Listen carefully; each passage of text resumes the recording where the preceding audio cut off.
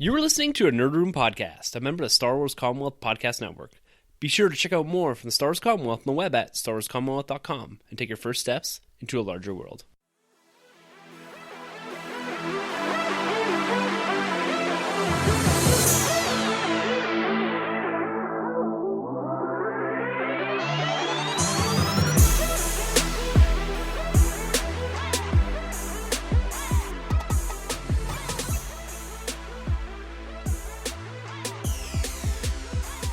Hey everyone, and welcome to the Nerd Room, where we talk all things Star Wars, Marvel, and DC. This is episode number 96. We'll be discussing the Avengers Infinity War trailer.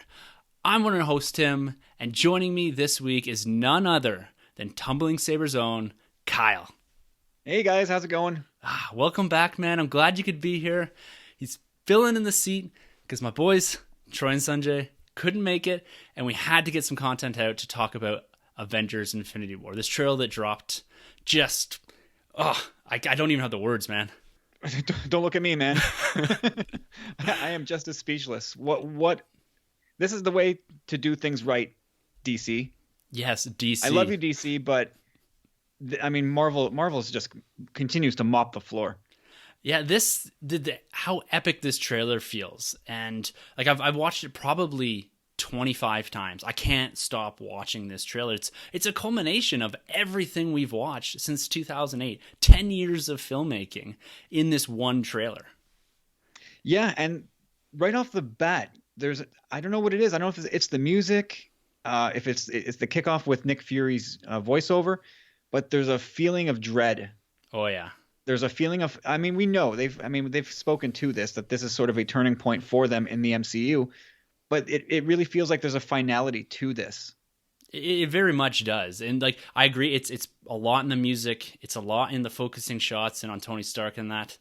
There's a lot. This trailer is absolutely packed full of little Easter eggs, little tiny shots that mean so much. And what we're going to do tonight, we're actually just going to spend the whole episode, for the most part, talking through Avengers Infinity War. We're going to break down this trailer in a bit of detail, talk to some of the scenes that we're seeing in here, how it relates to Ragnarok, how it relates to the upcoming Black Panther film. So there's a lot that they're building into and coming out of their recent movies. So it's exciting to see all this culminating in this big, huge trailer. We've been waiting for this since July when they first debuted something at D23 and San Diego Comic-Con, and it's finally here.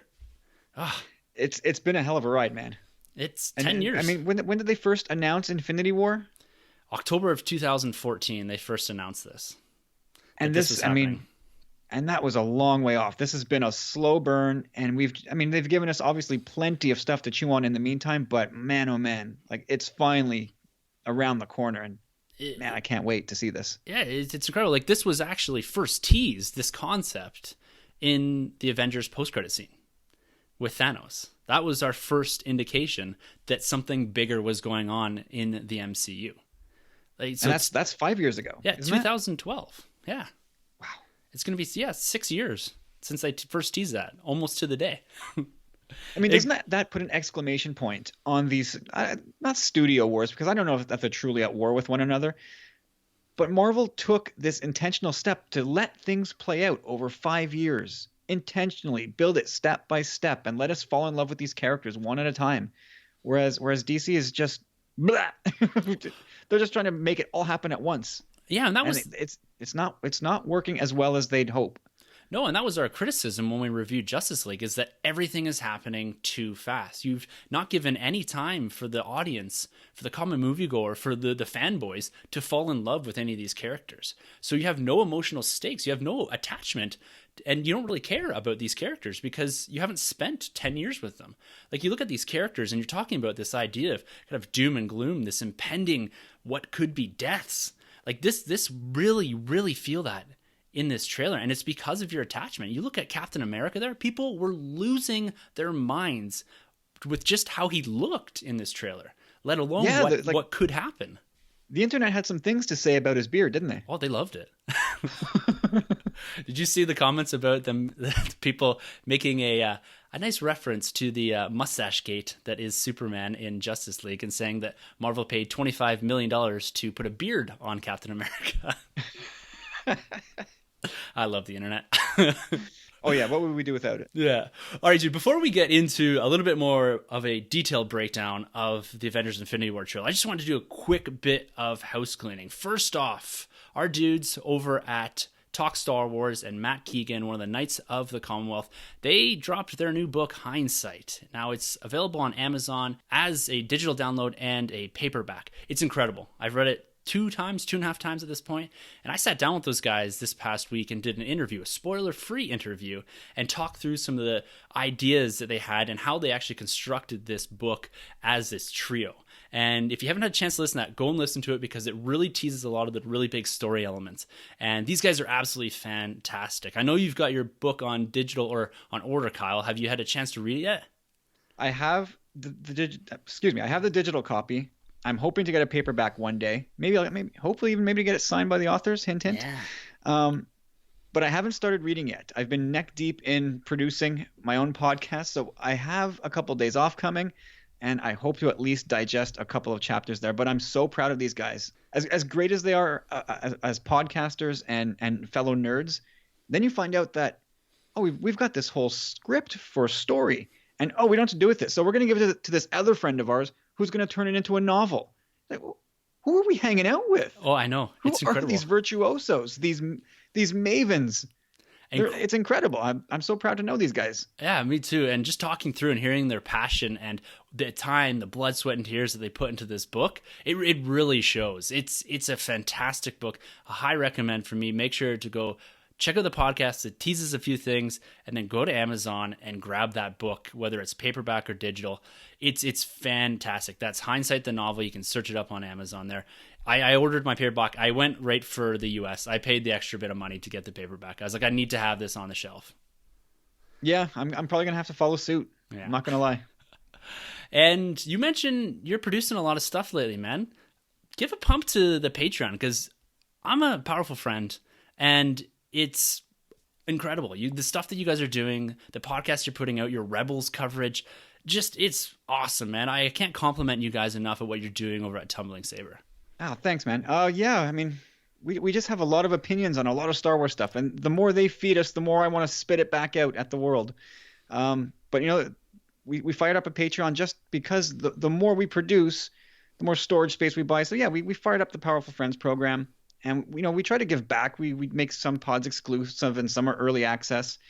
We give away a lot of stuff, which honestly eats up our monthly budget right there when you do all the math. But Corey and I and Carlos and Steve and James and Em, we have so much fun when we get together that it's all worth it. Every time we do a draw, we just get so giddy, and who's going to get this? Can't wait to ship it out. And then we get the feedback on Twitter, and they unbox and they say, I got my stuff. Yeah. So yeah, man, we're having a blast. And yeah, I mean, we were talking to you and I before that I'm just over my head all the time, but it's just so much fun to build these relationships all over the globe. Yeah, it's become a global community, the Star Wars Commonwealth. And the Powerful Friends and the TSW VIP. It's a lot of interchanging there, and it's a lot of the same people. But man, is it a community? I love it. You guys got to be a part of all of it. Yeah, I hope people listening will come and join in, because man, do we have a lot of fun. We really, I think all of us take a lot of pride in involving the listeners and giving back as much as we possibly can for their time. Like, people give up their ears to listen to us dopes talk about nerddom that they could easily do themselves. But instead they choose to spend their time with us, and that means an awful lot. So, we put our blood, sweat, and tears into our podcasts and work so hard, and we hope the rewards via the Patreon program are worth it. And not to mention the guaranteed friendships you're going to make. Oh yeah, it's awesome. When I saw the unboxing or the picture that Jeff put up of his Powerful Friends prize pack that he got for joining up, what was it, in the month of November or October? Right before your 100th episode, right? That was October, I think. Yeah, it was incredible. It was like this huge gift basket full of Black Series, and it was awesome. Yeah, he got so I had ran a contest. It didn't reap the turnout that I had hoped for, but at the end, Jeff got a pretty sweet prize pack. His odds of winning were 1 for 1.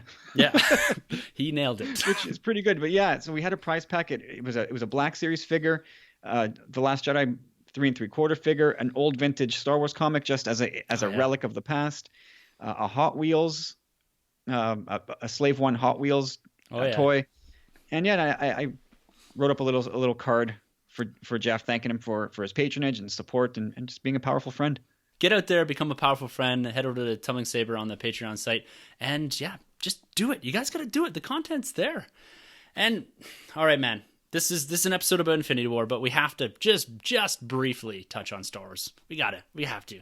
It's December is going to be the Nerd Room's month of Star Wars. We've got the movie coming out in 14 days, which is crazy to think about. It's here, it's coming, and this is overwhelming for me. Infinity War trailer and 15 days until The Last Jedi. My mind is about to explode with what we're getting. Like, what a time to be alive. It's ridiculous. My brain can't keep up. My heart certainly can't keep up. I'm drowning in a sea of awesome. And a look behind the curtain here as we record. I'm looking ahead 2 weeks into the future. At exactly this time, 2 weeks from now, The Last Jedi will probably be starting. When you factor in 20 minutes of ads and trailers, the opening crawl could be passing before my eyes at this very moment 2 weeks from today, which I say I'm ready for this, but I don't know if I am. I don't think you can be. It's what's going to happen in this film. We all have an idea where this is going, where it's been teased to be going. I still think there's a lot of surprises to be had, and I've completely pulled away from TV spots, any of the magazine articles that we're getting, most of the images. I've had to, after that Monday Night Football trailer, I've had to step away from The Last Jedi because I want to have that experience in the theater the same way I went into The Force Awakens and just have that overwhelming experience of Star Wars, 2 hours, 2.5 hours, whatever it is, of sitting there and soaking all of it in. I just want to experience this like a normal human and not a podcaster. So I've had to take a little bit of a step back. Yeah, I have not stepped quite as far back. I've lost track of the TV spots. I think there's a couple I've missed, but again, I don't know.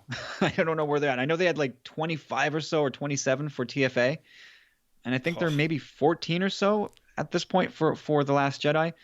But come the end of this week, the talk show circuit will kick up.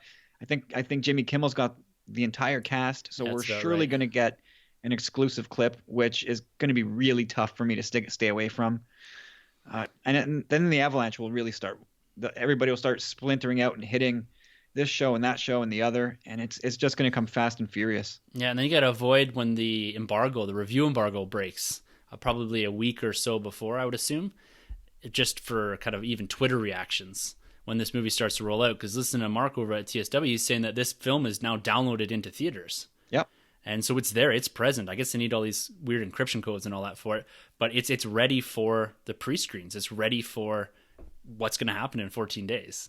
So I know it feels like it's been a lifetime that we've been talking about The Last Jedi coming out right off the heels of The Force Awakens, and it's just been this constant roll with the action figures dropping in September, the trailer. It's just been overload on everything Star Wars, and it's I'm all rattled up that this is actually happening. And then I layer in what's actually happening in my real life too with work, and we have just bought a house today. We just signed a contract. Congratulations. Which is crazy. And we're gonna have to move in the day after I see The Last Jedi, which is also nuts. So hey, you do what you got to do, man. Priorities. Star exactly. Wars. So I said to my then wife, moving. I said we're not moving on the 14th. I said we're not moving. It's not happening. Can't do it. No. Or, dear wife, you can do it yourself. Yeah. I'm going to be at the theater. No, what she'll do is pay someone exorbitant amount of money to lift everything. But, at the end of the day, I'll still be watching The Last Jedi. Yep, and that's what really matters at the end. It is. I've been waiting for it for what has it been? Is it 2 years? It feels like it's been forever. What I wanted to ask you that. Does it? Think of the waits between the prequels. Yeah, they're 3 and years. And those felt like forever. Those were 3-year waits, and there's nothing in between. Just spoiler reports here and there. And then as the movie got closer, then you start to get stuff in magazines, and Entertainment Weekly comes around. But those waits seemed interminable. These waits, I find them almost a piece of cake. Yeah, between Rogue One and The Last Jedi, and especially the last 100 days. Yeah, like that, man. They have flown by. You're right. I don't know what it is about this one that's felt a bit more agonizing for me. It's the wait for The Force Awakens. Maybe it's because we're so involved in the community and all that now, the Star Wars community, the podcasting community, and you're talking about this every week, and you're like the first 100 or the first 100 of the 200 days, whatever, it felt like forever. But you're right, these last few weeks especially have really whizzed by. But there's something about this film that's made it a bit more agonizing for me, because I just have this feeling, and you guys have talked about it on Tumbling Saber too, that something big's happened. They've been seeding this in all of the media, whether it's Rebels, the comic books, where that something is about to seismically shift within this movie. And I'm ready for that, but I don't know if I'm ready for that. And I just want to understand what's going on.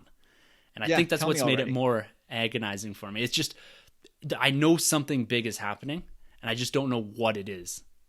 That's what's killing me. The Irina Spalko moment. I want to know. Exactly. So we're gonna put the cap on the Star Wars for now. I'm sure it'll come up, some reference here in Infinity War. But Kyle's here to discuss with me all the Infinity War stuff that has been laid on us within the last week or so.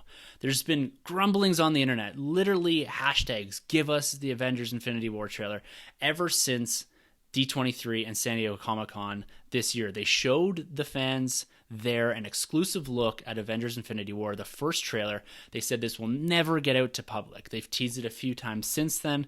There's leaked images or leaked videos online of it. I've never watched the leaked images, the leaked video footage, because I didn't want to experience this thing unless it was in the format that they intended me to see it for the first time.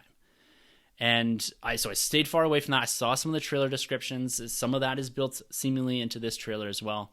But earlier this week, they started dropping these Vanity Fair photo shoots with all of the characters. So there's 4 different individual magazine covers that span what appears to be the last 10 years of Marvel characters. There's some really interesting things in here, but I think some of the most important stuff here is they seemingly have paired up individuals here, and that's something that kind of broke the internet. People were trying to figure out, what does these pairing mean? And personally, I don't think there's much to them, but when you look at the pairing here, we got Falcon, Iron Man, Thor, and Black Widow on one of these covers. The big standout to me is Thor has a different costume on, but he's also holding his hammer. What are your thoughts on that? Like, that really threw me for a loop that Thor's again carrying Mjolnir, after we did see, spoiler alert, the destruction of it by Hela in Ragnarok. Yeah, that's a weird one. I guess in a world where nobody is really ever dead, I guess some way, somehow, Mjolnir is brought back from the dead. Maybe, I don't know, maybe the time stone has something to do with that. I don't know. I have no idea how he gets Mjolnir back, but good to see, because Thor ain't Thor without that hammer. No, and it's funny though, if you remember back, it was a couple of years ago at San Diego Comic-Con, there was some, what do you call it? The art that they do prior to the conceptual art. Sorry, he was holding Yarbjorn, which is the big axe, and he was kind of back to back with Rocket Raccoon. So the expectation was, after seeing Thor Ragnarok, okay, the hammer's gone, and he's going to be fighting with Yarbjorn, which he fights with, I think in the comics now, or he has in the last little bit from the Jason Aaron run. So it's a big axe that he fights with. Right. Now, for a Marvel more PG-13 movie, Thor swinging around an axe and chopping heads off probably isn't what they're exactly shooting for, but it's interesting that they've kind of brought this back around, and that he's also missing his eye patch as well. Well, I guess you're not going to put the beautiful Chris Hemsworth on the Vanity Fair cover and label up one of those beautiful baby blues, no? No, he also looks not so thrilled to be in that picture, but no, I don't know if he's like, get me out of here already. Yeah. And so we got to skip over to a couple of these other ones here. We've got one here with Mark Ruffalo with Green Hands, Black Panther, Scarlet Witch, and Paul Rudd's Ant-Man. Another great looking crew here, very diverse cast. I'm loving what I'm seeing from all these. You skip over to another one here. You've got Chris Pratt's Star-Lord, you've got Doctor Strange, Tom Holland, and Spider-Man, and Gwyneth Paltrow. Kind of an odd choice as well. Not a character I thought we'd see a lot of in Avengers Infinity War. We don't see her in the trailer. We did see her have some moments in Homecoming as well. So it's interesting that she's on the cover as well. I wonder if that's purely because it is Vanity Fair and maybe Gwyneth is part of that demographic who read a lot of Vanity Fair. It's quite possible, yeah. It's a character that, yeah, maybe is a bit more appealing. But you think, what about like Valkyrie or something from Ragnarok? Yeah. If you, where's Valkyrie? Yeah, exactly. Where's Maria Hill? Yeah. So there's a lot of characters that you could have probably Nebula or Karen Gillian that plays Nebula, or Zoe Saldana that plays Gamora. There's a lot of, and I'm not saying that Gwyneth shouldn't be on there. All I'm saying is just kind of weird that she's kind of stuck on this screen with, or on this magazine with Star-Lord, Doctor Strange, and Spider-Man. Just doesn't really fit. Yeah, and has she ever shared? Was she? I know she was in Homecoming. Hey, I finally saw it, man. Oh, did you? To be proud of me, I'm catching up. I saw Doctor Strange. I've seen Homecoming. Oh, that's and important. I watched. Oh boy, there's a third one that I caught up on. You saw Ragnarok. Ragnarok. Yeah, Ragnarok. Yeah. So there you go. I'm catching up, man. You got to get them. Got to see them all before Infinity Gwyneth War. Share any screen time with Tom Holland? I believe right at the end when they're going out to when he was going to announce Spider-Man as being part of the Avengers, and he shows them the Iron Spider suit, which we do see in the trailer. I think when they're walking in there, because he proposes to her, presumably that's kind of what they're implying, with right before the press conference, and so I think they may have shared the screen. Did they actually have dialogue? Ooh, that's something that Troy, because he's seen that movie a ton of times, he'd be able to tell us kind of right like that. But they have shared credits in a movie together. I could say that for sure. Yeah, sure. And then the last cover that we did have here is probably my favorite cover. We've got Captain America flanked by Vision. We've got Jeremy Renner's Hawkeye with a brand new haircut. Looking serious. Yeah, he does.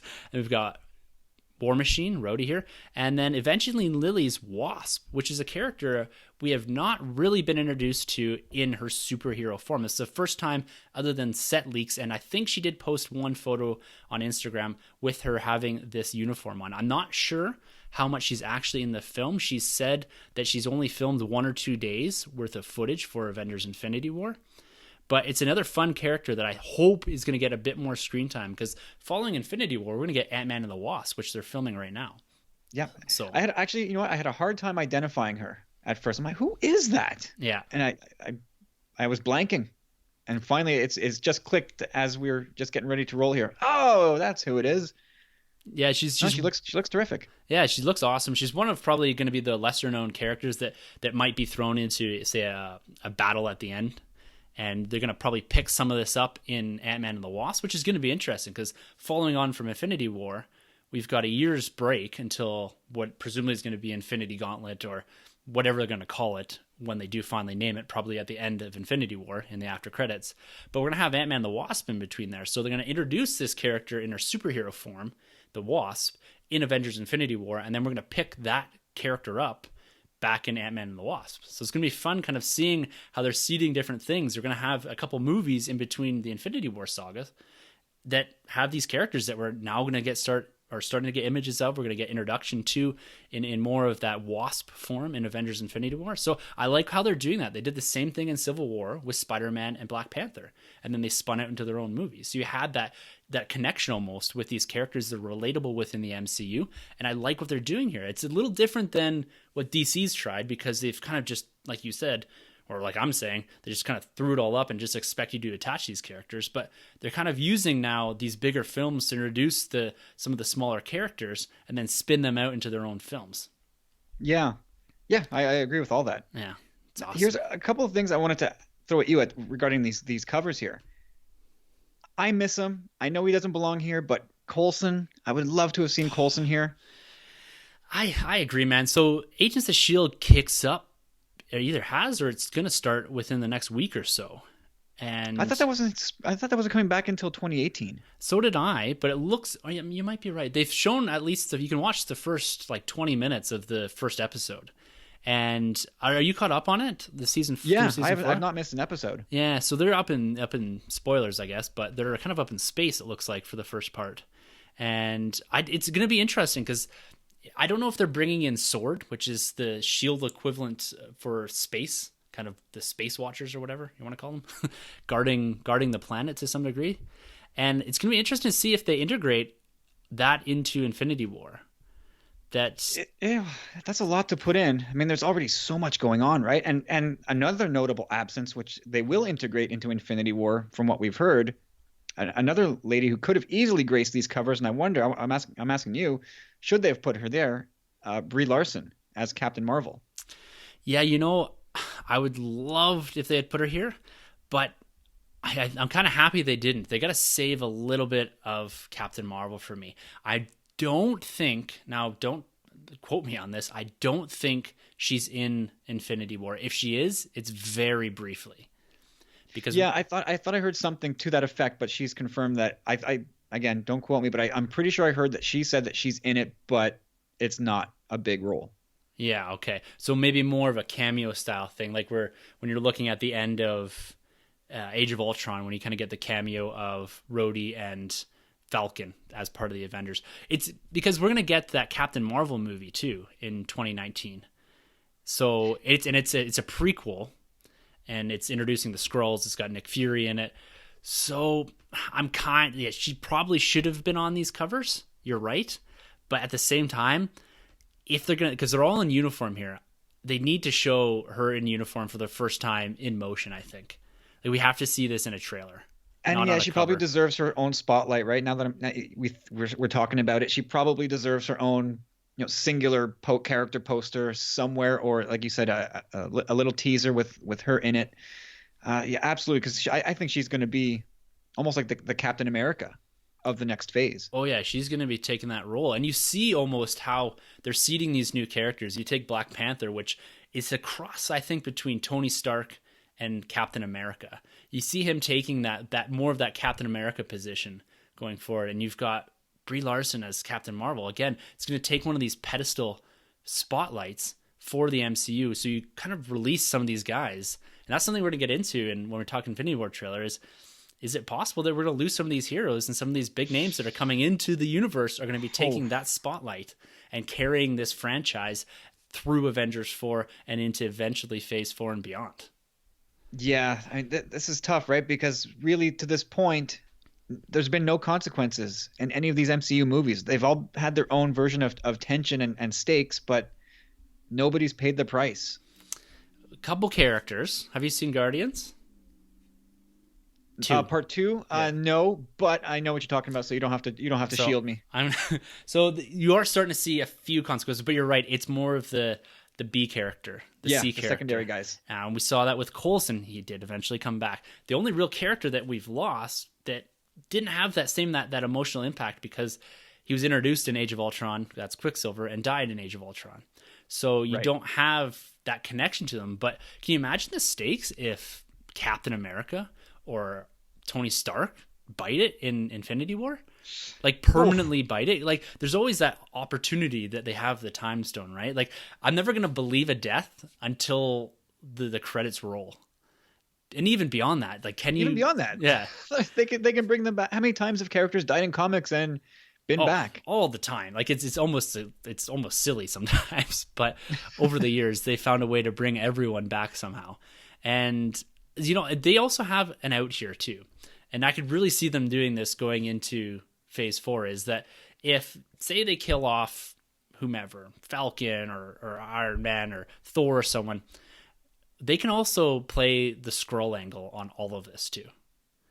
With that, no, Falcon was a Skrull the whole time he was fighting on the side of the Avengers. It was part of the invasion angle, and his real human form is on a spaceship or in kind of Skrull jail somewhere, right? Like they did that with the Wasp in the comic books. They did that with a whole bunch of characters, and that's how they brought them all back. Yeah, you could easily do that, but that would mean twice. Sort of the good guys had been infiltrated by Hydra and now the Skrulls. Mm-hmm. You guys need to tighten up if that's the case. Yeah, I think they're going Skrull angle Phase 4. I'd almost guarantee it that's the direction they're going. You have to. I mean, you always need sort of a horde, an army of aliens or evildoers to take care of. And how many left? Yeah, they put in the Chitauri, who I'd never really heard of before that, but the Skrulls, they're a must. They have to, and I think really Phase 4 is going to be the Skrulls. Look at us talking Phase 4 even before Infinity War drops. But I think that the Skrulls is going to be that slow burn tease throughout Phase 4, Phase 5, or whatever they're going to call it after that. That's going to be the Thanos tease. They're going to pull this secret invasion angle eventually into like a who do you trust type marketing campaign where everyone's going to be guessing who is the Skrull, who's been the Skrull forever. My prediction, Mariana Hill has been a Skrull since the beginning. Wow. Yeah, that would be a tough one to swallow. Yeah. Like there since the start. They can retcon it all. But it would make sense. There she is. She's Shield. And it would just go to show again that these guys cannot keep themselves secure. No, and she was part of the Avengers kind of initiative thing when they were in Age of Ultron. Like, she's working for Tony Stark and all that. So she's been part of everything, one way or another. High level command on everything. It makes perfect sense. And she's a character that is believable in that role, right? Is believable that they're not the Captain America that's making these altruistic choices. They're not the Robert Downey Jr. that is Iron Man, or Tony Stark that is just that character, right? Like, you that's less believable. But Mariana Hill, to me, is way more believable as a Skrull. Yeah, no, she's just far enough out of the limelight that Yeah. you do that. You have that shot where she morphs into a Skrull, and you go, oh my God. Yeah. Like, you geniuses, you evil bastards, look what you've done. Oh, picture this, man. Just close your eyes and think about the end of Infinity War, or say Avengers 4. And all you've got is Tony Stark, maybe Thor or someone, Doctor Strange, standing over a table over a deceased hero. And then all you see is the chin ripple. And then they kind of morph into a Skrull the same way they did Elektra in the Secret Invasion angle, where they're all standing over and it's like, okay, this person died. And then they turn back into a Skrull. And that's the tease at the end of Avengers 4. Mistrust galore. Yeah. Oh, it would run rampant. It would be the perfect slow burn to take them through the next phases of the cinematic universe. It gives you that same anticipation level that we've gotten since the beginning with Thanos. They have to be thinking that, right? It seems almost too good to be true. It's right there for them. Yeah. And because Captain Marvel, who is going to introduce, the film is going to introduce the Skrulls, you put yourself in a position to now retcon everything because it's set in the 90s. So you're retconning this invasion happening in the 90s already. And this is why, again, this is speculation and theory, why I think Fury's been gone for a while. I think he's the same way in the comic books. He's kind of gone into hiding, trying to figure out who the Skrulls are. Who is this Skrull? And he's in Captain Marvel. To me, it all lines up. They're seeding something bigger. Yep. Kevin Feige's thinking ahead, man. He is. But enough of Phase 4 talk. We got something big to talk about here. We do. The Avengers Infinity War trailer. This was teased a couple days ago by Marvel themselves and by Tom Holland. He had a really great Instagram post that went up and kind of making fun of him and Mark Ruffalo for being some of the weaker ends of keeping the Marvel secret tight, with Ruffalo actually live streaming the first 20 minutes of audio from Thor Ragnarok premiere. Tom Holland is notorious for giving away spoilers in interviews. And so that's what I love about Marvel here too. They played to both of those guys and had this really great reveal of this brand new poster, the teaser poster for Avengers Infinity War. And it's brilliant. It's just the A. It's coming May 4th. It's kind of got this kind of space epic feel to it, and it fits so perfectly with the other two teaser posters. You got the blue one from the original Avengers, and you've got the Age of Ultron red and black one with just the big A. I've got both of those posters, and I can't wait to get my hands on this. What did you think of this reveal and the poster itself? It's fairly simple, but what did you think of it? I like the poster. It cuts quite a nice figure. It's a very it's so simple, but it just makes an impact and a big visual statement. And the darker tones sort of hint at the space part of what's to come. Yeah. The Thanos part. The palette that they use here, the purples, blues, pinks, we see that through Guardians. We see that through all the Thanos scenes, and we see that in Ragnarok a lot. Yeah. It's that palette that's coming through here, which I think is a big indication of where this is going. Yeah, big cosmic palette. I like that. Yeah, I love it. Teaser posters are always my favorite. The Last Jedi and The Force Awakens, just the simple, very, very subtle posters I like. And this one fits that. It's going to look beautifully all lined up someday in my new nerd room if this house sale goes through. I love that Tom Holland is the one that leaked it. Like, of course he did. Yeah, like it's so, and he has that piece of paper he's reading that says, confidential, do not reveal, Marvel Studios. And Mark Ruffalo sent me this package. Oh, what's this? It's so good. It plays so well to the tone of the cinematic universe, just having a reveal like that. Yeah, absolutely. And you know what? That kid was here in Montreal for 3 whole months, and I had no clue. Really? He was shooting a movie, and guess who he was shooting that movie with for 3 whole months? No clue. Daisy Ridley. Was that the what movie is that? Is that the new Chaos something? Oh, okay. I can't remember the name of it. They mentioned it in the Rolling Stone piece, but wow. I lost a lot of hair today. thinking about Daisy Ridley and Tom Holland were both in Montreal for 3 months. And I found out weeks after they'd already come and gone. Oh man, she could have been on Tumbling Unhappy am Saber. I. I'll buy you a Montreal smoked meat sandwich, and you can sit here and podcast with me, Daisy. That's a good deal, right? I think so. Poutine, maybe. All She right, can have both. I'll buy her whatever she wants. you can have it all.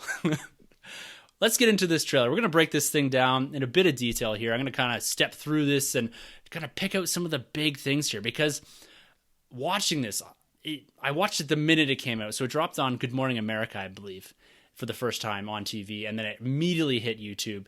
And I bet you I watched this, like I said, 20, 25 times today. I cannot stop watching this. It's a fantastic trailer. It's unbelievable. And it pieces so much together. And the thing that I love about the way that Marvel cuts a trailer is it entices you enough. It gives you some elements of the story, but you still really have no idea what's going on. There's almost no dialogue except for 2 big voiceovers in this. And there's a couple key moments with Black Panther where you do hear him talking. But this whole first scene is overlain by this really great throwback line to Nick Fury. So Nick Fury is the first one to speak. And the whole line about there is an idea, or there was an idea, and it was an idea to bring together a group of remarkable people to see if they could do and be something more. And this is read as we go through this first part of this really emotional trailer, at least the first part here. And the overlay of that speech is fantastic. It's similar to what we've gotten in a lot of the Infinity War teasers. There's a lot of it's Odin and Thor and Nick Fury talking over things. But to me, it just sets such a precedence when you're watching this. And you got these scenes in the background, these scenes of devastation, of Tony Stark almost in the fetal position. It's a great callback to the original Avengers when Nick Fury actually says the majority of this line. What did you think of, first of all, the trailer, the first part of this trailer? Let's just talk high level about just this this dialogue that we're getting, this narration over top of it. Yeah, well, like we said, it's Nick Fury, right? It's the guy who kind of started the whole thing for us. Who in that was it the second scene, or one of the very first after credit scenes, right? It was right? the first Iron Man after scene credit. You're part of a bigger universe now, right? And now it's a big full circle moment to hear him repeating these lines 10 years later. You know that this is the end. Yeah. You have the sad, lonely piano again in the background. And those heavy strings, there's just a palpable sense of doom, and you see there's a look on Tony Stark's face that you don't often see. Like it's not quite terror, it's a hopelessness, and just almost pure defeat that I'm getting off of it. Yeah, and Tony does not like defeat. No, he always thinks he can get out of this, or buy his way out of it, or invent his way out of it. Exactly. The look on his face in this says to me that I can't do anything about this. Do you think someone's died in his arms? Someone close to him, say, like a Peter Parker. Oh, Peter Parker? That'd be bold, wouldn't it? It would be bold. It would. The unfortunate part about it, I think for a movie like this, because we know we're getting Spider-Man 2 or whatever they're going to call it, it's for the emotional stakes and the way I'm seeing Tony Stark in this second scene after we kind of see the orange hue over the world there. I don't know who could affect him that much other than him feeling responsible for the death of a high school, of a 14, 15-year-old. He's put him in danger. He's put him in this iron spider suit, and we see him later on in the trailer fighting directly with Thanos. Did he kill Peter Parker, Spider-Man? That's the only thing I can put here. The problem with that, though, is that it immediately puts you in the mode of, okay, it takes away from that stakes, right? You may have to make the leap and assumption that there's going to be a way to bring him back, because we know we're going to get Spider-Man 2, Spider-Man 3, right? They're not going to go down the Miles Morales route. I don't think. That would be incredibly bold. But that, to me, is kind of what I'm seeing in the scene. Wow. I mean, who else could it be? I mean, we've been down this road with Rhodey. Yep. So that would be sort of boring. He's already been down the road of thinking he lost Pepper. Mm-hmm. Peter's probably next in line. I guess I got to be honest, unless it's Cap. I mean, they kind of that would buried be the the other hatchet, one. Right?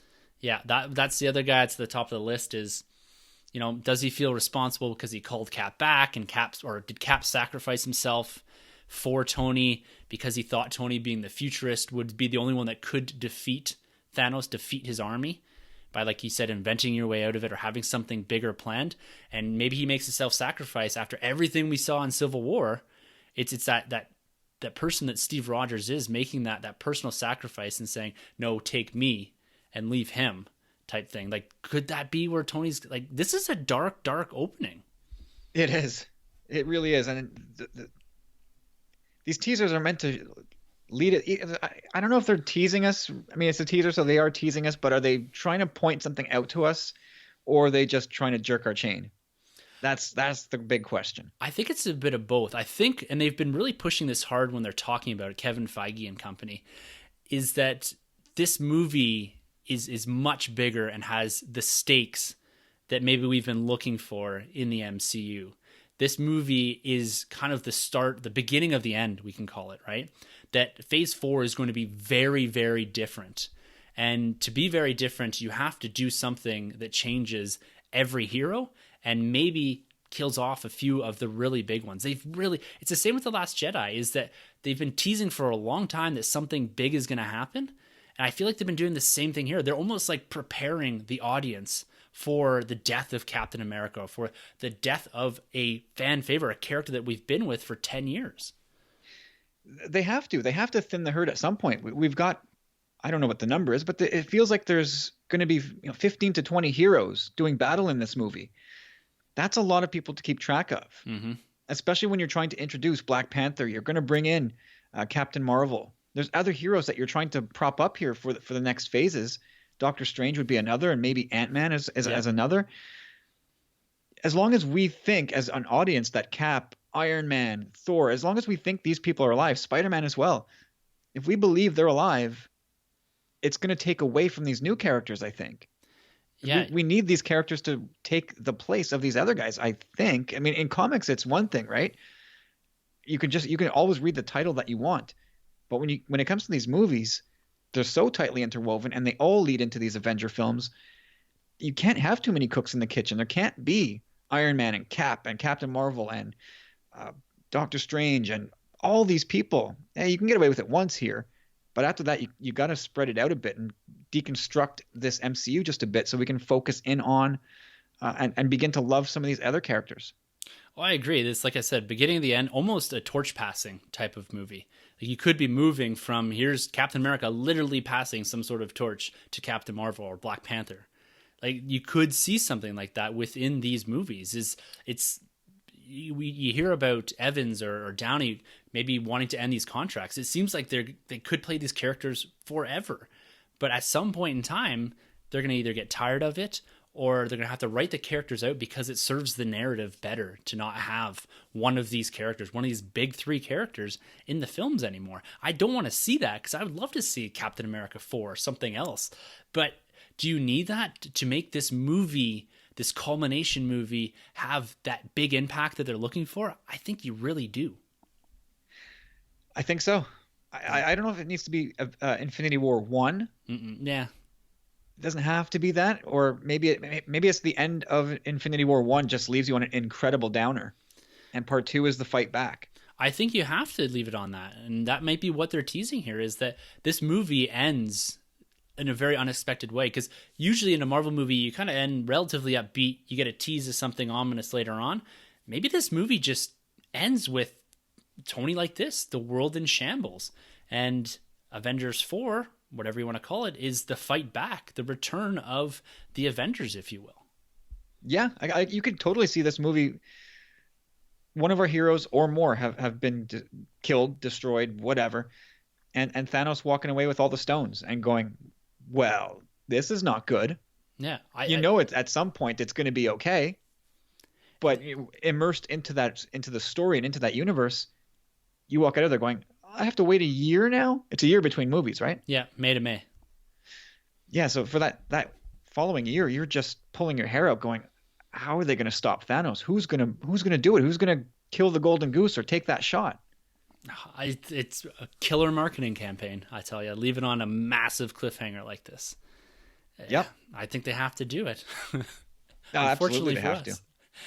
Now, in this trailer here, we get quite a few scenes. It seemed to be three or so areas that they're focusing in on. And one of the big ones we get is scenes in New York with Wong, Doctor Strange, Mark Ruffalo, or Bruce Banner, in his non-Hulk form, and Robert Downey Jr.'s Tony Stark. And it seems like when we get into the first part of this trailer, we do see what would have been Hulk kind of crash through the Sanctum Sanctorum in New York, and he's back to Bruce Banner form, and you've got Wong and Doctor Strange standing over top of him. This is pieced together, I guess, through a few scenes in the trailer.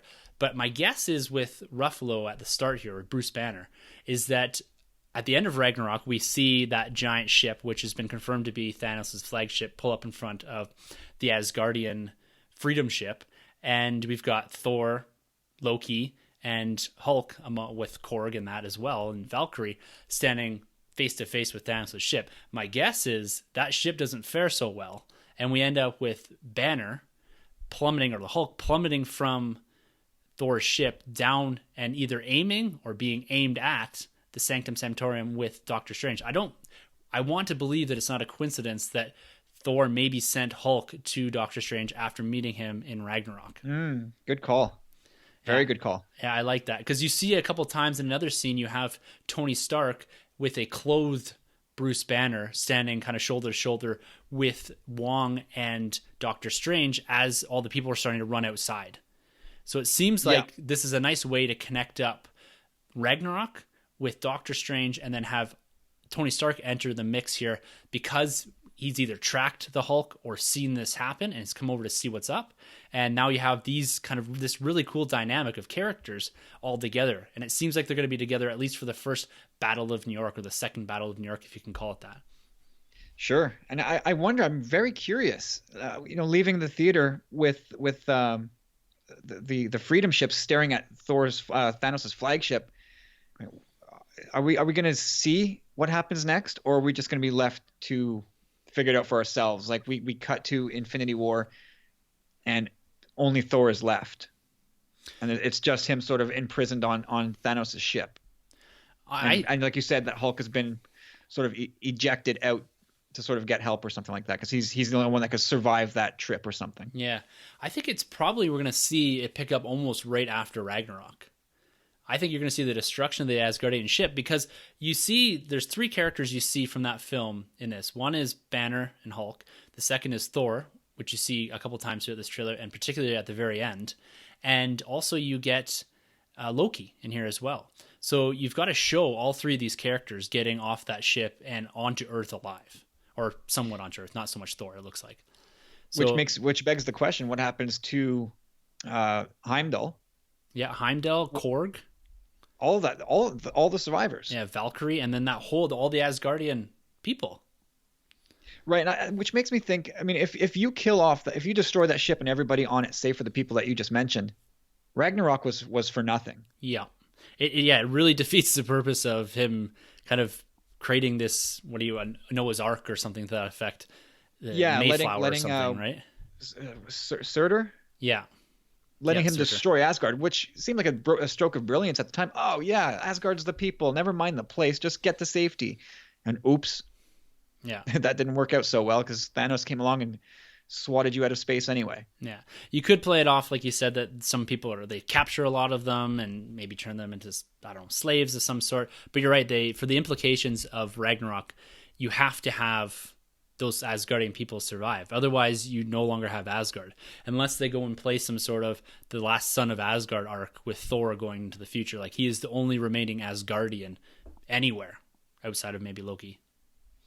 And they can do all kinds of stuff, right? They could, in this Captain Marvel movie, if it's set in the 80s or 90s, whatever it is, they could change the entire course of time. Yep.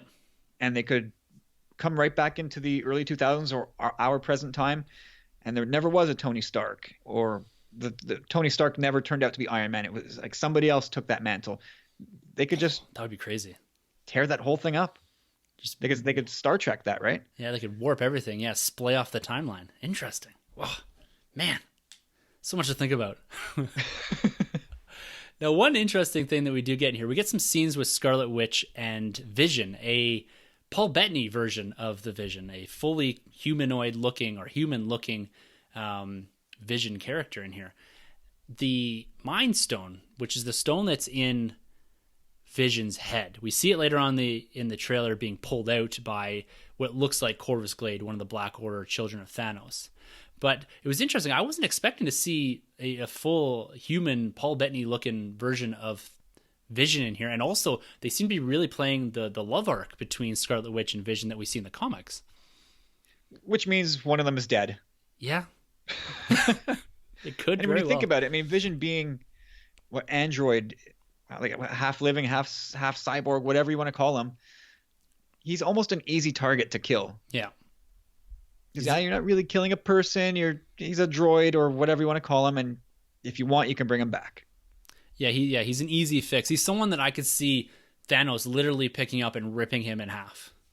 Yeah. Like, imagine that. That would be quite dramatic. And that really puts that emotional stake to Scarlet Witch, which, you know, we saw Bendis throughout all of the 2000s use Scarlet Witch as his kind of way out of everything. Scarlet Witch was crazy, so she did this. Scarlet Witch is now powerful like this, so she can do that. But it was always the instability of her. And having Thanos rip Vision apart in front of her could put her in a really weird state and give that character another level, another dimension to explore. Is this Scarlet Witch that's unstable because she's seen Vision, someone that she's come to care about and maybe even love, die in front of her. So it'd be an interesting arc to play with her. Absolutely. Ah, man, there's so much here. I can't believe this trailer. It's almost too dense for its own good. It is, and 25 times I've watched this or so. I'm getting new things out of it every single watch. And I think that speaks volumes to how this was cut. This is a perfect trailer because it gives you a little bit of everything, but also tells you not a lot. It gives you these elements of the film that give you this scale, this epic factor. And it just, to me, it soaks in so much emotion. Oh, man. So Wakanda becomes one of the pivotal scenes in this trailer and probably within the movie. We do move later on to what seems to be a Hulkbuster of some sort in Wakanda. I don't know if the heroes have retreated here for some sort of protection, and that's why you have Banner here as well, because it's funny because the way that I see this movie progressing, just even from the trailer, is that you have this invasion of New York, and then you have the heroes kind of pivoting around the planet, so being a very global film, and you end up maybe with a lot of them being harbored in Wakanda with Black Panther and eventually the reveal that Captain America's there. Because we had this scene here with what looks like Black Widow and Mark Ruffalo being reunited and having that moment because they've teased their relationship even more in Ragnarok with that one scene with her kind of trying to calm him down and Thor kind of playing to that throughout the lullaby throughout the entirety of Ragnarok, which was great. It was brilliant. But you see Mark Ruffalo or Bruce Banner here standing beside a massive Hulkbuster arm, which is really cool. Yeah, there's probably some flashbacks there for him if he can really conjure up those memories. He didn't in Ragnarok. He didn't seem to really recall much of the last 2 years. Did he remember Sokovia? That was the last thing he remembered was Sokovia. Then he's on Sakaar. Yeah. He just has none of it. just rage for 2 straight years. He didn't even know how long he was Hulk for. No, he had no idea. He assumed it was the day after Sokovia. He took that in stride, man. If you told me I was in another state of mind for 2 full years, I would have a conniption, man. Let alone waking up on a different planet. Yeah. Like he took it really well. That's a well-adjusted man. Okay, I get this. It's Thor. Okay, sure. One thing that I absolutely loved about this trailer is that they brilliantly weaved in the Avengers theme into the trailer. They've slowed it down quite a bit and kind of pulled it in with the deep strings and the piano as well, as you mentioned. It's that because that's one thing that we're always kind of hammering on a bit about with the MCU in our retrospective series is that you can't really hum a theme like you can hum a Superman theme or a Batman theme from '89. This Avengers theme, how it's woven into here, it is brilliant. I love what they did with the whole score of this trailer. It's fantastic. It's there's no words. There's really no words. I mean, for I think for all of us in nerddom, I think Star Wars is probably the gold standard. Yep. But the music here And maybe it's because of Star Wars that we pay a lot of extra attention to the music in other trailers, but this is awesome. Yeah, well, it's such an important part of a trailer. I find I that's why I criticize some of the DC stuff that was very rocky. Is that to me, a trailer needs to pull you in visually, but also needs to connect with you emotionally, because you essentially have 2 minutes of a 2.5 hour film or so to show your best scenes and to get people wildly engaged with the movie. And I feel like if you can't pull people in with a trailer, then you might as well put your movie on the shelf, because if you can't show 2 good minutes of footage and tie that together with a really great score, then just stop where you are and start over, as far as I'm concerned. Go home and rethink your life. Exactly. Now, a couple of elements in here that we see kind of off the back end of the big Marvel logo is, one, we see Tony Stark, and this is kind of what we alluded to before with Strange Wong and Bruce Banner. But one thing that's interesting, we saw this from some of the set photos too, is that he seems to have an arc reactor in his chest again. And I don't get that, because they pulled it out at the end of Iron Man 3. Yeah, I thought that was a done deal. So there's going to have to do a little bit of explaining in the film as to why he's got, unless he's wearing some sleek armor, that he's got the reactor on his chest, but you really don't see it until it bulks up. I don't know how they're going to pull that off. Yeah, that's a strange little thing that you picked up on there. I don't know how that would have worked. It seems like a bad idea to go put one back in. Yeah.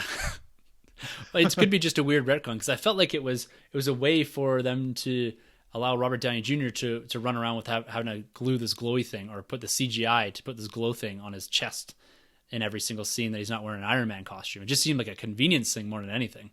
Yeah, like that's just a good catch. And if he is walking around with another arc reactor implant, got to know how that happened. Yeah. And I don't want them to spend time on that in this movie.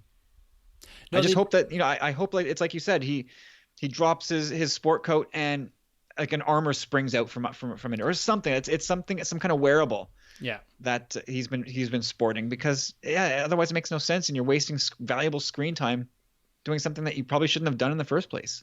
Exactly. Like, and it's one of those things. It's the people who are going to care about that is people like me and you and the boys in the nerd room, but it's important for storytelling. Like, they've done so well with their stories, is that it's the attention to detail that always gets me, is that, especially with a connected universe like this, and yeah, they've tripped over themselves once in a while, but for the most part, people are going to know that he yanked that thing out of his chest. So I have all the faith in the world that Joe and Anthony Russo, the directors, are going to explain that one way or another, and I think it's just going to be a really slim to the chest type of armor. And we do see him in an armor later, the more of kind of the almost invincible Iron Man looking armor. And I'm assuming it's something along that line. That's the way he calls the armor, or something to that effect. So. Yep, I agree. I want to agree. I do agree, and I hope we're all right. Yeah. What do you think of Spidey sense we get here on Peter Parker when he's sitting on the bus? It's perfect. I don't know that they hit hard enough on that in Homecoming. They really didn't have any of it. Yeah, that's one thing. I bought the disc last week, and I watched it for the first time last Friday, and I enjoyed it. I thought it was really good. I don't think I loved it as much as I wanted to. Sorry, Troy. Yeah, he's crying somewhere. I did like it. I mean, I went out and bought it, and I will watch it again. But one of the things I missed is the Spidey sense. I didn't get that enough, but this almost makes up for it, because they are thinking about it. Yeah, that was one thing I did hear coming out of the San Diego Comic-Con or the D23 reveal, that you did get a little hint of Spidey sense, and apparently people went bananas when they saw that, when they saw the hair on his arm stand up.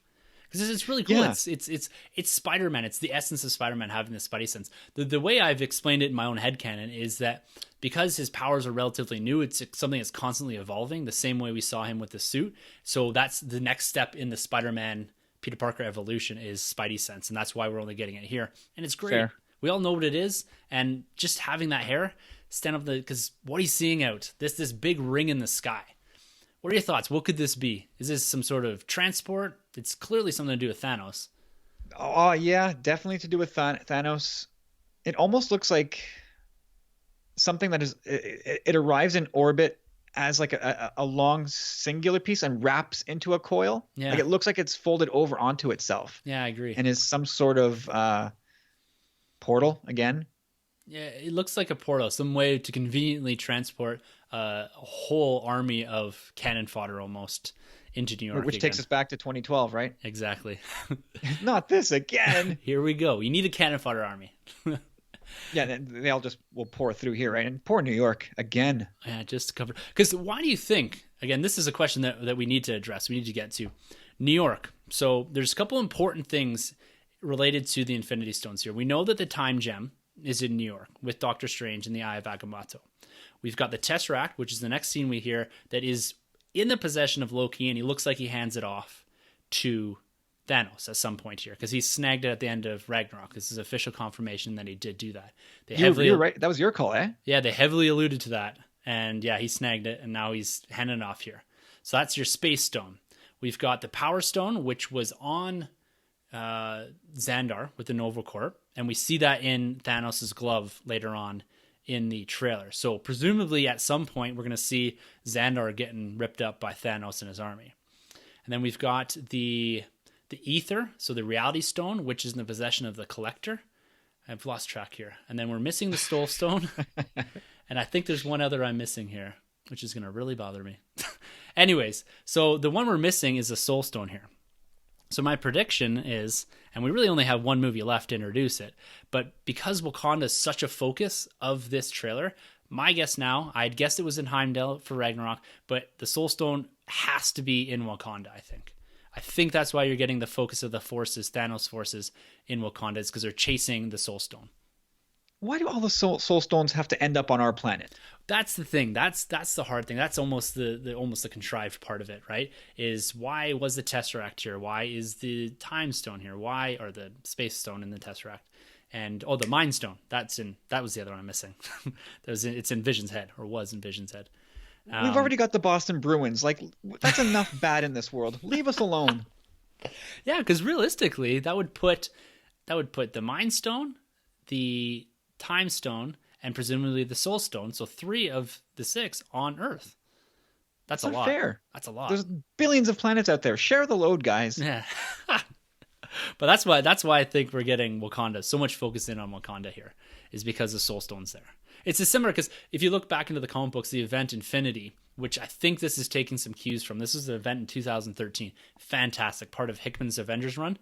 I think they're going to take quite a few cues from this, because that's where the Black Order, the Children of Thanos, as they're called here, that's where they're first introduced, is in that book, in a New Avengers 14 or something. And it was a very similar thing where you had each one of them acting as a general, and they're all going after individual Infinity Stones and for Thanos. So I think you're going to see some of that parallel in this, is where you have kind of the generals, the Children of Thanos that were first showed off at D23, them going to Wakanda, New York, and after Vision. So because you see 2 different people in Wakanda, you see someone else going after Vision of the Black Order. So I think they've kind of separated and gone after the individual stones, along with this kind of beast cannon fodder army that they have. Yeah, no, that sounds... I spent way too much time breaking this down in my head. But it all sounds very fair and reasonable. Like I can't argue any of that. Yeah. So Loki here, do you think he's going to bite it? Do you think he is on the list of characters that is potentially going to be killed by Thanos once he hands over the Tesseract? My knee jerk is yes. Yeah. I'm looking at this scene. He's walking among all these dead bodies. Are these the Asgardian survivors? They look like them. I'm not sure. They're either New York, people have died in New York, or the Asgardians. He's come down, the ship's crashed maybe, and he's kind of walks out of it with the Tesseract and hands it right to Thanos. Like I'm wondering if Loki kind of does the math in his head, going, "Oh, that's Thanos' ship. I'm standing here with these losers. And he plays his hand, because in Ragnarok he tries again, to screw Thor. Every time you think he's come correct, he does what Loki does, and he tries to pull another fast one. I wonder if he's pulled the ultimate betrayal here, the last straw between him and Thor, where he's pulled a fast one, killed off many, if not all, of the Asgardians, and has decided that I'm going to try and buy favor with Thanos by wiping these people out and handing over this Tesseract. I really think so. It's a fitting end for Loki. It's almost full circle from Avengers #1, right? Where he's been tasked to go get the Tesseract, and he eventually hands it to him. My mission is complete. I will now take the world for my ruling. That could be a play that he does. Like, he could just be... I could totally see he hands over the Tesseract to Thanos. He's, yeah, thanks, buddy, and just stomps him Yeah, flat.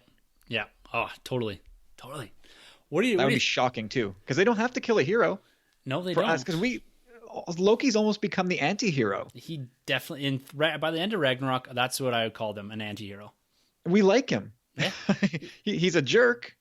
Deep down, he's a jerk, but we like him. yeah. And it would his death, if you do it in a shocking enough manner, can hit home just as hard as if you kill Banner or Steve Rogers. If they play it right and it's shocking and immediate and swift, oh my God, like that hits home.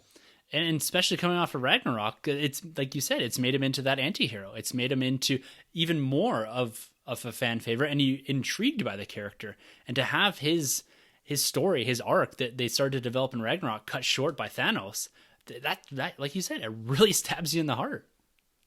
And you could, if Thor is still kicking around there, maybe we feel it through Thor's reaction. Maybe he takes a run at Thanos and that doesn't go well. Oh yeah. There's so many ways this could play out that could just strike so many chords.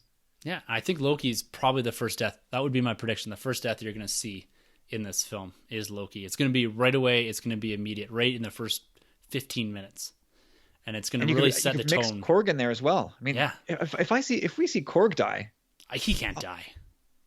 He's too sweet. I'll be heartbroken. You can't kill Korg. No, he gets a free pass. He has to. We need him popping in and out and giving us that little laugh, because this is going to be a dark movie. Yeah, well, you're right. They need some levity. Every movie needs to have a bit of levity. What are your thoughts on the look of Thanos? We get our first really, really good look at Josh Brolin in the Thanos role, in the CGI motion capture role. What do you think of his look? I'm on the fence. I like the sound of him. I had a tough time gauging the scale, because he's supposed to be 8-9 feet tall, right? Yeah, something like that. No, and it's the first time we're getting a real comparative when he stands up against or right over top of Iron Man, and when he's got his hand over top of Spider-Man later on in the trailer. Yeah, maybe it's it's just the bald head that is sort of not so threatening, but I mean, we know this guy is the ultimate baddie. Yeah, that's thrown a lot of people off. A lot of people don't like him without the armor on. I don't know if he's going to suit up later on, but that's thrown a lot of people off, because there's at the end of the Infinity Gauntlet, I think he becomes like this weird farmer. It's really strange, but he looks a lot like this. He doesn't wear the armor or anything like that, and that's what's kind of thrown me off a bit. But the CGI looks on point. They spent a lot of time developing this character. Josh Brolin in the role, the sound is great. And he gives off this ominous tone. And I like the way he kind of strolls out of this portal with all the confidence in the world. This is gonna be easy. Taking. Yeah. Iron Spider suit. How is this movie not going to be 2 hours of just straight action? Where is there going to be time for any exposition? This trailer almost shows that. You have 3 big battles that it's really focused in around. I don't know where there's going to be time to fit in lines, to fit in any sort of like Marvel movies are known for that levity that we spoke of, right? How are they going to fit any of that in? How are they going to fit in the character interactions? Like, you're getting Doc Strange and Iron Man or Tony Stark interacting. You need to give a little breathing room. You need to experience that. You got Captain America reemerging into the world. Like, you have to spend a little time. This movie's got to be like 3 hours long. Who would say no to that? Definitely not me. I complain about length of DC movies, but I would not balk at a 3-hour Infinity War movie. Oddly enough, the people who might say no to that is Marvel themselves, because a 3-hour movie means less screenings. Exactly. Yeah, I guess you take one away a day or so, if not more. Yeah, that's a lot of money. It sure is. Thoughts on, I know this is a lot of thoughts on, but this is what the trailer breakdown is. What are you thinking about the Iron Spider suit? We did see it shown at the end of Spider-Man Homecoming. He seems to don it for at least a chunk of this film. We kind of inferred that because we saw a lot of Tom Holland with blankets on and weird black mocap suit on running around the set of Avengers Infinity War from way back when they first did that, hey, it's our first production, that little vignette that they put out. But what do you think? Thoughts on him wearing it and kind of the eyes lighting up in that? It looks killer, man. It looks great. I wonder how if they'll go too far. They'll stray too far from what Spidey is for me anyway. And I grew up with Spidey in the '80s Yeah, when the most outrageous thing was the symbiote suit. that was But good though. otherwise, he's just web shooters and strength and spider sense. So I wonder if this is going to go a little too far for my liking. But I've liked virtually everything the MCU has done. Like there's nothing they've done where I was like, this is really just flat out bad. There's been a couple movies where I was like, Thor, Thor 2. There's been some movies where I was just like, meh. But I think I'll enjoy this. It looks badass, so I'm down. It definitely looks awesome. My guess is it's probably a little later on in the film when they've kind of done a full assessment of what this threat is, and Stark says, you need to get in this suit. I don't imagine he just kind of jumps off that bus and hops in the Iron Spider suit. I'm certain we're going to get some of that web swinging. We saw the image from Vanity Fair, which showed him in his normal Spider-Man costume. So my guess is we're going to get a bit of that, but later on in the film, we're going to get the Iron Spider suit, of course. Well, I'm wondering. So we see him get the spider senses tingling on the bus, and he turns around, and that's in New York, if I'm not mistaken. He's on his way to school. He turns around, looks over his shoulder, and the portal's opening up. So I wonder if the bus stops on this bridge, and he takes off and just goes and grabs his suit and meets up with Tony, and Tony says, "Yeah, kid, you're back. You want to be an Avenger? Here you go." Yeah, and that to me is, again, it puts Tony Stark in that the driver's seat and taking on that responsibility for pulling in Spider-Man again into another battle. Hey, we had Civil War. Why don't you come help me? Hey, it's Infinity War. Come help me. And then he ends up dying. That's why I think that I don't think it's the right move, but I feel like for the emotional stakes of Tony Stark, it's got to be Peter Parker or Cap, and putting Peter Parker into that situation, giving him this suit, which he assumes is going to be good enough to survive the beating that Thanos looks like he's going to give him, and he doesn't. That's what puts Tony in that really, like I said, fetal position, that emotional state where he's almost broken. And driving that point home, imagine Tony having to face Aunt May. Yeah. And because she knows from the end of Homecoming who Peter Parker is. She knows that he's Spider-Man. I'm surprised they did that, but it was hilarious. Yeah, it was great. What the... What the? Oh, man. So much. This universe is something else. I'm just gushing over it right here. This is what this podcast is about right now, is just gushing over the MCU. But man, when they reintroduce Captain America into this trailer, the bearded Captain America, we alluded to a bit, the long hair. But when Black Panther says, get this man a shield, after he's just caught what looks like the blade of Proxima Midnight, so another one of Thanos' children. But he looks fantastic. The suit, I love it's almost kind of the Winter Soldier stealth suit that we're getting back again. Love it. Oh, he looks, I guess maybe it's the beard, but this looks like a version of Cap he's not playing games. No. I don't know if this Cap is all puppy dogs and ice cream and just all about doing the right thing. I think at this point he's almost, I don't want to say renegade, but he's ready to maybe blur some lines. I think so. He looks battle worn. He's been on the run. They called him a war criminal in Homecoming, which was, I thought, a hilarious line. He looks, just worn. He looks like he's had a lifetime of fighting wars. And what does this do to the psyche of a human? And I hope they explore a little bit of that his whole life has been about war. And that's an interesting arc that they've played with in the comic books before, and even in the films, is that Captain America himself doesn't know what to do when he doesn't have the shield on, when he's not a soldier, when he's not taking orders. And so I hope they play with a bit of that about what happens to Captain America when the battle stops, when the war stops. Or is it too much for him? Is this like he's going to battle again with another alien army? A guy from the 40s. Like, it's crazy. The man out of time who just wrong time, wrong place, wrong time all the time. Yeah. So good though.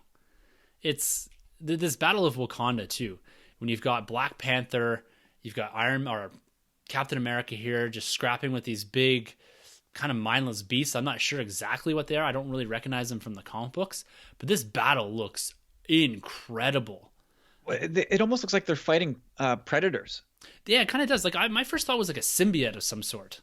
Like you're getting kind of that black kind of just the appearance of them. I don't think they're going down that path, but it's something they could see later, maybe. But I don't really know exactly what, like the mindless ones, maybe a little bit. They're just cannon fodder, but they're interesting that they've taken some liberties, it seems, at least with some of the alien races from Guardians and that. They seem to be doing something here, but I don't really recognize them at all. No, they don't look familiar to me whatsoever. And like you said, I mean, they're this version's amped up equivalent of Chitauri warriors. Exactly. They'll be very tough to beat, but we know at some point who comes out on top, yeah, right? Captain America. And this scene here too, where we have Thanos going one-on-one with Iron Man. He's got the gauntlet on. Like I said, he's got the Power Stone, and he's got the Space Stone. So he's been to Xandar. He's taken the Tesseract from Loki, and he takes a one big swing at Iron Man there. Knocks him flat. Oh, jeez. Like I'm assuming they're going to do a lot of like one-on-one battles with each individual hero versus Thanos to show the audience, to really show you that not one single hero can do this. This is about the Avengers. This is about assembling and being a team to actually take down Thanos. But first you got to show everyone that Thanos does not take shit from anyone, and he can walk through any individual hero. You see it in the scene before with Spider-Man. You see it here with Iron Man. Just flattens him.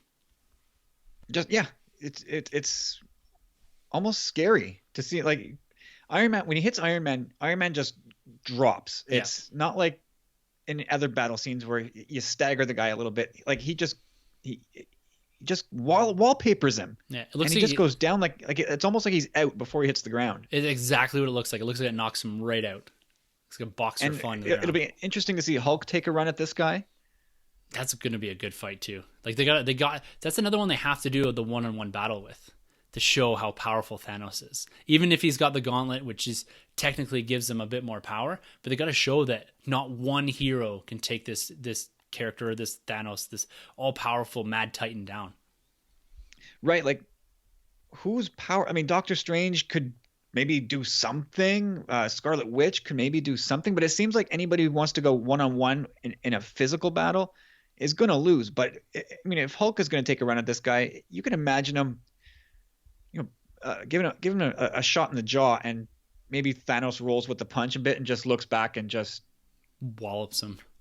And then you see Hulk just takes off and goes flying a mile away through a building. And you go, oh man, he's that strong. Yeah, they have to show how devastating he can be, how much he can actually take apart these individual members. Like that, you can't just say that. You have to show it. That's what this is about. This is all visual for me. And absolutely, you must show how powerful Thanos is, both physically, using like the cosmic powers that I think he has. Yeah, all of that. We have to show his full power set. Maybe not in part 1, but by the end of part 2, we need to know exactly how powerful Thanos is. Yeah, and what the gauntlet can do. Because that's another, you had these kind of spurious stones that kind of do, to a degree, what the plot needs them to do. And you have to show that now when they're all combined, what this gauntlet is. Because this is something that you're wading a lot into comic book territory with the Infinity Gauntlet. It's kind of just a device that does something, but they have to kind of go through and highlight the importance of the stones and what it means when they're together on the gauntlet. And then again, what that power set is given to the individual. Like, could you have Cap or Black Panther put on the gauntlet at some point in this film or into Avengers 4 like you do see in the comic books? Like, that would be incredible. It would be insane. And that kind of maybe gives a hint as to how do you defeat Thanos, because you're not going to beat him up and tell him to get lost. I think you have to get the gauntlet off of him. Yeah. And then it comes down to who puts the gauntlet on. That's the big one. It's kind of like picking up Mjolnir, right? You almost have to be this altruistic. Like Captain America is the first person that comes to mind, or Black Panther, that they're the ones that put it on because it's so much power to control that maybe it's like that there's so much of it that it corrupts, and you need to have the right person to put it on to put an end to Thanos. Maybe that's the in for Captain Marvel, who has her own cosmic power set too. Very much could be. Wow. And she's as far as strength goes, she's as strong as anybody, right? Yeah, she could be. That's interesting. That's a great way to pull her into the frame, is that she has these cosmic powers, and she's able maybe to handle it. I like Yeah. that. Yeah. Does that undercut all the struggle that these current heroes have gone through? Like, should one of these heroes get that shot, or is it fitting to let Captain Marvel come in with an absolute bang and save the day for these new heroes and propel her into the next era of Marvel? You almost I think you're probably right on both ends, is that you need her to have an epic entrance into the MCU. She needs to come into a big way and make a big impact. Now, whether that's Nick Fury calling her up and say, I need you, and she lands in the middle of one of these battles, maybe this battle for Wakanda, and she shows up and it's like, oh my God, here's Captain Marvel. Or on the flip side of that, you're probably right that you need to be a Captain America, someone that's been with us since the beginning, that we understand the character, we understand the nature and the essence of them, and that you get that concept that power corrupts, but it only corrupts the people that allows it. So Captain America seems to me like, and they tease us a bit, he moved Thor's hammer in Age of Ultron. You know, like there's a cool tease there, and the next level to that is that he slips on the gauntlet and now he controls it. That's the way to defeat Thanos. Because all of this, I think how this is all going to end eventually is they're going to split the stones up and create somewhat of the Illuminati. And each individual hero, whether it's Doctor Strange, Iron Man, and that, is going to have a stone for themselves. And they're going to be the keepers of those stones. That's for a discussion way in the future, but that's, as we're kind of walking through this is what I'm already thinking about, is phase 4 again. Lastly here, let's talk about this battle for Wakanda. You've got this Wakandan army that is aided by Bucky. So we're seeing Bucky back in the mix here. We've got Captain America, Black Widow. We've got Rhodey in the the War Machine armor, Falcon, Black Panther. This battle, the scale of it almost looks Lord of the Rings-esque for scale, like Return of the King type. And it looks awesome. You've got these mad hordes coming out of the woods, and this is the battle for the Soul Stone, I think. That very well could be, and you need, if you're pitting this number of people against each other, against these thousands of beasts, against thousands of Wakandan warriors, you need these wide open places to let that battle take place. Yeah, You know, it's one thing to have a small group of Avengers fighting Chitauri throughout the streets of New York, but you said it perfectly. This is Return of the King for Marvel. It is. You need to have that epic scale of battle. We've seen over the last, I'd say, few movies, some of the battles have become somewhat more intimate. When you look at Civil War, when you look at even Ragnarok, the scale of it isn't, like, the scale of the film's big, but the individual battles, like, all of it's been a lot more personal. And now we have to jump out to this enormous scale. And I think this is a perfect place to do this, because we're going to be coming right off the back end in February. We get Black Panther. And so we're going to be very familiar with Wakanda, the characters that we're seeing in here, the Dora Milaje, the Wakandan army. So you're kind of spoiling a bit about what probably happens at the end of Black Panther by seeing this a lot in the trailer. But at the same time, it's a really nice relationship that you're seeing. You're relying a bit on the people being familiar with Ragnarok and Black Panther, and then you walk into this trailer and you're like, wow, this is huge. And we get all amped up about learning about Wakanda and the importance of it, and maybe having the Soul Stone teased, and then you're driving right into Infinity War. So Black Panther comes in February, and it will take place before Infinity War. The Black Panther will feed directly into Infinity War. Looks like it, yeah. It's definitely, from a timeline perspective, it's happening, after Ragnarok, or at the same time as Ragnarok maybe, and bleeds directly into Infinity War. So that's probably why you're seeing a lot of this, because even this last scene with Thor and the Guardians, really, really cool scene. It comes right off the back end of Ragnarok. So you're seeing a lot of what the last two movies are doing and how they've told a really individualized story, especially with Ragnarok, but it connects so well for this next big step into Infinity War. Yeah, man. It's almost comical. It is. Like, it's an embarrassment of riches. That's what this is. This is my wife's favorite part of the trailer. I made her watch it when Thor says, "Who the hell are you guys?" And then it pans, because I was a bit upset because I watched this whole trailer and I was like, where are the Guardians? I love the Guardians. I know they're in this film. They were from some of the descriptions of the trailers, they played a big part in the D23 and the San Diego Comic-Con trailer that was shown. This is a perfect way to bring them in. Is you link up Ragnarok, you have it just pan to the Guardians, and you get this big, like, awe moment. It's like, there's the Guardians. They're integrating the Guardians into this Infinity War, into, like, you're going to have Star-Lord fighting shoulder to shoulder with Doctor Strange or Captain America or Iron Man. Like, how awesome is that? This is just like Marvel MCU salad. Everybody's in the pool here. It's unbelievable. I can't even wrap my mind around just the challenge of fitting in all these characters. Like, yeah, we've got the Russo brothers, and they've been, I can't come up with a superlative good enough to describe the work they've done. But the task of working in these upwards of 15 to 20 individual heroes and not letting any one of them take over. Like, we bragged about that with Joss Whedon in Avengers. Mm-hmm. That was like 5 or 6 guys. This is triple that cast. And you have to handle all this and all of what they bring to the table. Yeah, and it's insane. And you're weaving in so many stories, because the complex part about a movie like this is, one, you have to take characters with histories, integrate that history into the film, progress them and develop them within the film while pushing a brand new narrative. But then you also have to be cognizant of the fact that a lot of these characters, or some of them at least, have to spin out into phase 4 and their own solo movies. So you have to leave them in a place via the writing where it is believable and it's organic that they fall out of this film into the next stage of their character and arc. So there's so much to think about. It's not just writing one character in a trilogy like a Batman, where it's very easy to keep track of the character and be consistent. You're skipping through different writers, different directors, different everything. So keeping the consistency has got to be one of the hardest parts. Yeah, having Star-Lord look and feel like Star-Lord or sound like Star-Lord through dialogue across different directors. What a job, man. Yeah. But I wonder, is this little tiny scene here, taking it back to the Loki scene where he hands over the Tesseract? I can very easily see Thor being booted off the ship somehow, cast into space, left to die, scooped up by the Guardians.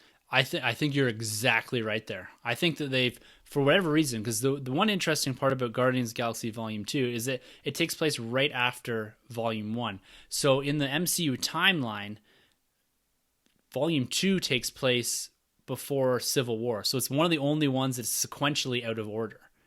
So you've got quite a bit of time. I think Guardians, I want to say, is like Volume 2 is set a couple years before Infinity War. So because you see teenage Groot in the ship, in the Milano here with them.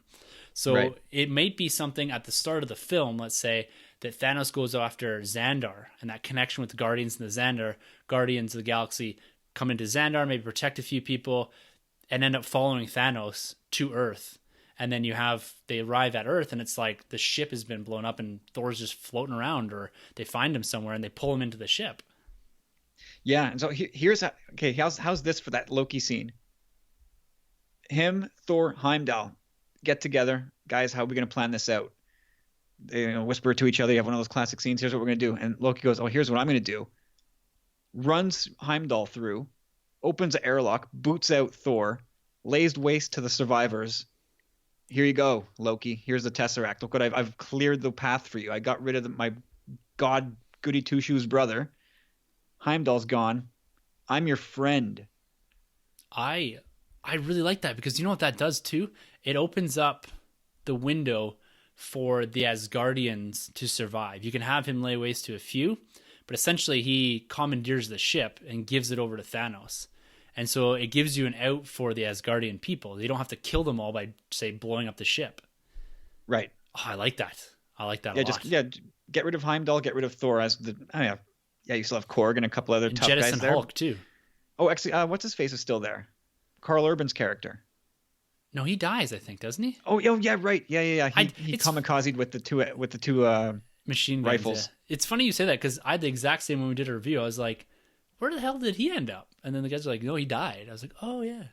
Yeah. But it makes perfect sense. So like, you jettison Hulk, you jettison Thor, and you maybe kill Heimdall. I'm not sure what you do with that character. But I like that. And then you have him hand over the Tesseract to Thanos, and then Thanos kills him. Man, they should pay us to write this stuff. They show, yeah. Kevin. It's funny. That's what I love talking about trailers and that. You speculate so much and you dig so deep into it, and then it turns out that it's all trailer trickery and they've just pieced together weird things and you have no idea what's actually going on.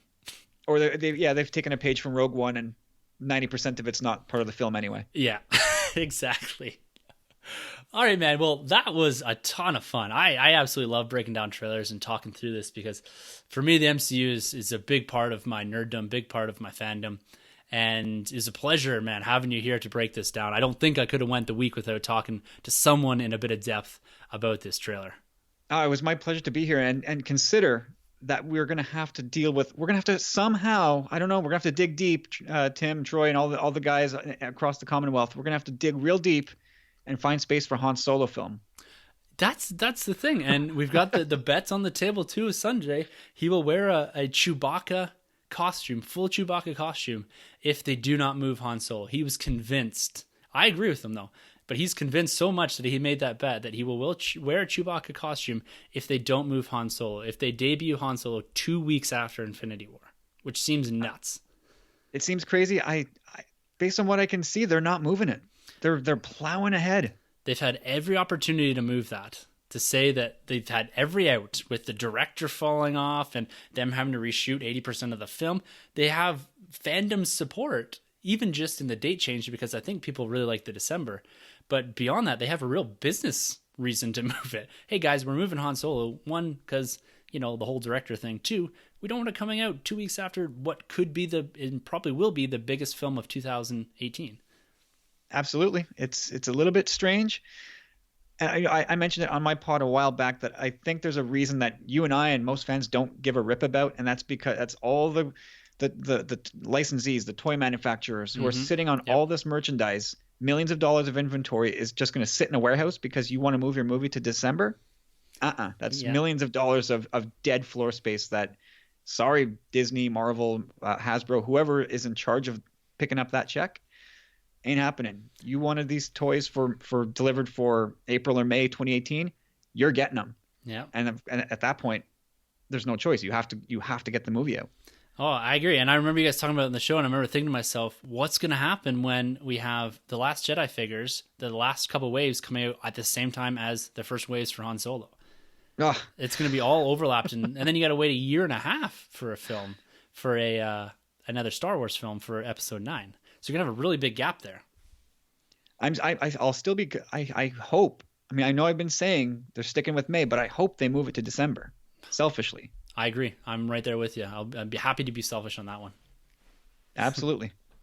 All right. So, Kyle, where can everybody find you on the internet, and let everyone know what is going on over at Tumbling Saber? Well, we have our Tumbling Saber podcast, which you can find, of course, on iTunes or Apple Podcasts, whatever it's called now. Stitcher or whatever podcatcher you use. That's the big deal.